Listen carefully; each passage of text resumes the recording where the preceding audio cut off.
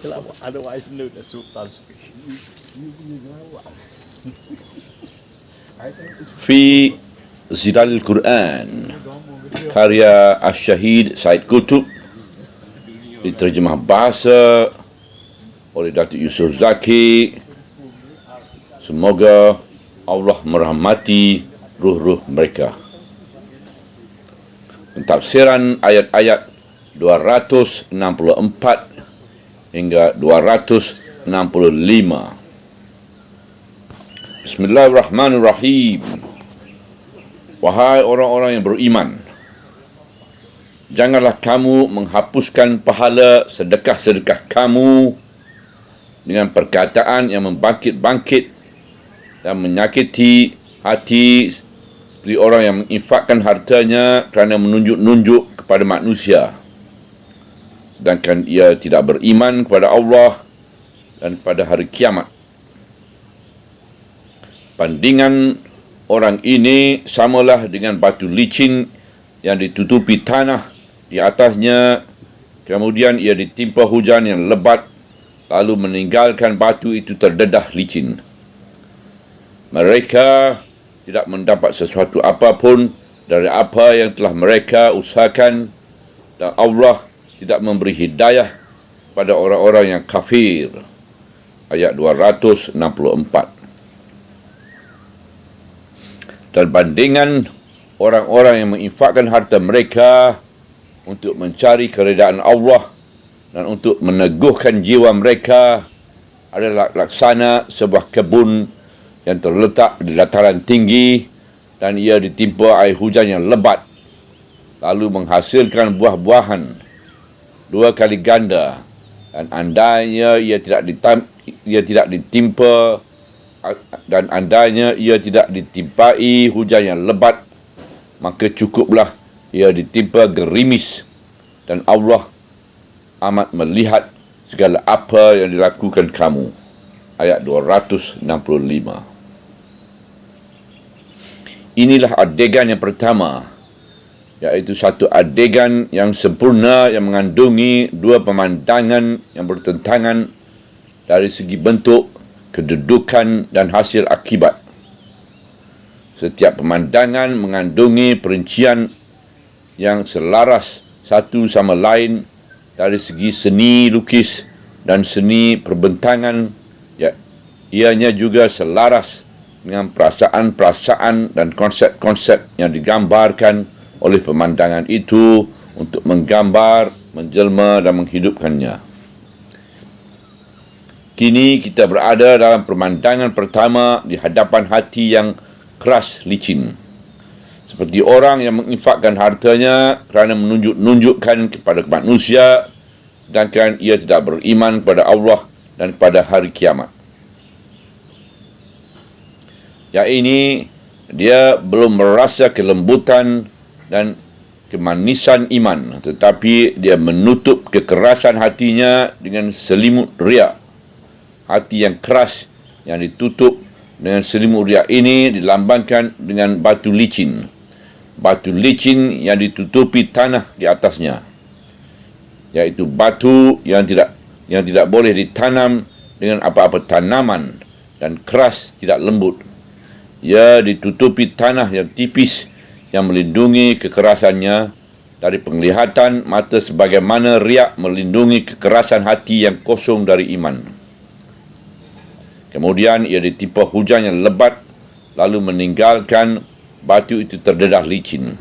Ini air hujan yang lebat itu telah menghapuskan tanah yang nipis yang menutupi batu itu, lalu terdedahlah batu itu dengan segala kekerasan dan kepejalannya. Ia tidak pernah menumbuhkan apa-apa tanaman dan tidak pernah menghasilkan apa-apa buah-buahan. Demikianlah juga hati orang yang menginfakkan hartanya di jalan Allah kerana riak atau menunjuk-nunjuk kepada manusia, tidak pernah menghasilkan kebajikan dan tidak pernah diberi pahala. Pandangan yang kedua yang bertentangan dengan pemandangan yang pertama dalam adegan itu ialah pemandangan hati yang dipenuhi keimanan dan dibasahi dengan kemanisan keimanan, menginfak hartanya kerana Allah, untuk mencari keridaan Allah.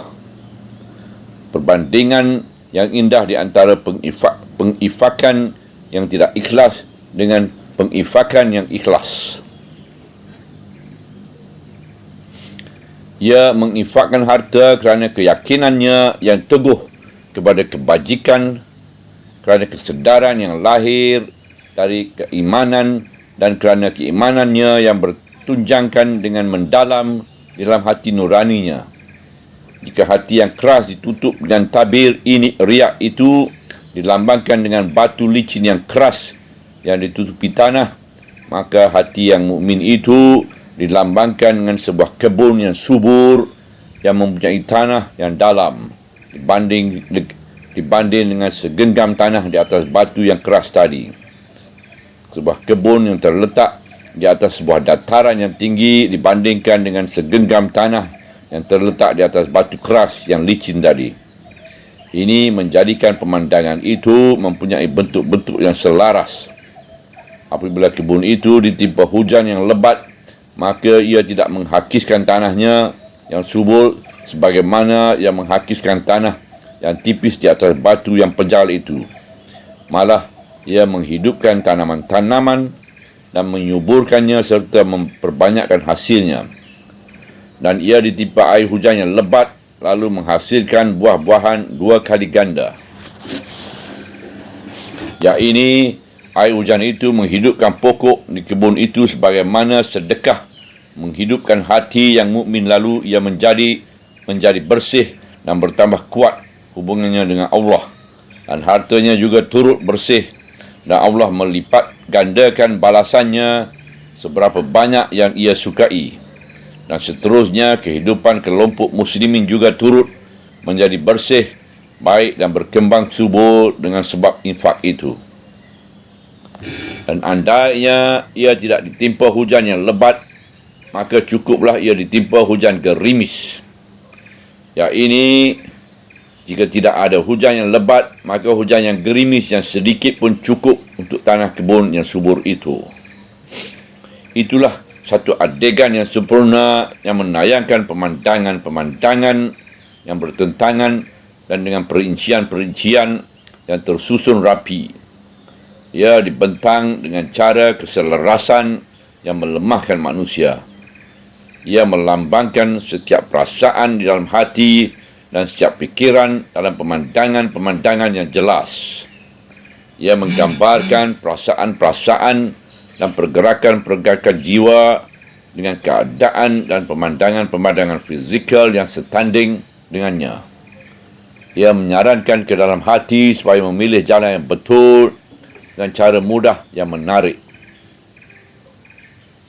Oleh sebab adegan ini dari satu aspek menjadi bidang tontonan mata kasar dan mata hati, dan segala yang disebut di dalamnya juga dikembalikan pada Allah yang melihat dan mengetahui segala apa yang ada di sebalik segala yang nyata, maka ayat ini diakhiri dengan satu kenyataan yang menyentuh hati. Dan Allah amat melihat segala apa yang dilakukan oleh kamu. Penghujung ayat 265.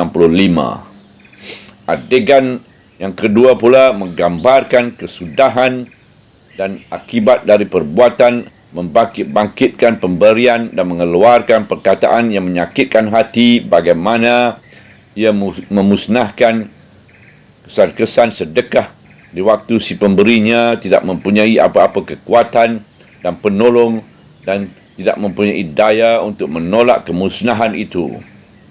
Ia menggambarkan kesudahan yang malang itu dengan satu gambaran yang penuh dengan saranan yang keras, iaitu gambaran ribut badai yang berlaku selepas hidup yang aman dan mewah.